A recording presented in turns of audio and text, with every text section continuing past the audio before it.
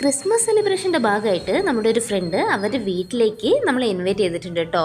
അപ്പോൾ നമ്മൾ ഫ്രണ്ട്സ് എല്ലാവരും കൂടെ വേഗം തന്നെ അവിടെ എത്തിയതും കാണുന്നത് നമ്മുടെ സ്വന്തം അശ്വിനിയുടെ ഒരു വെൽക്കമിങ് ആണ്. അതിനുശേഷം നമ്മൾ അവിടെ പോയിരുന്നിട്ട് ഓരോരോ കൊച്ചു വർത്താനങ്ങളൊക്കെ പറയാൻ തുടങ്ങിയേ.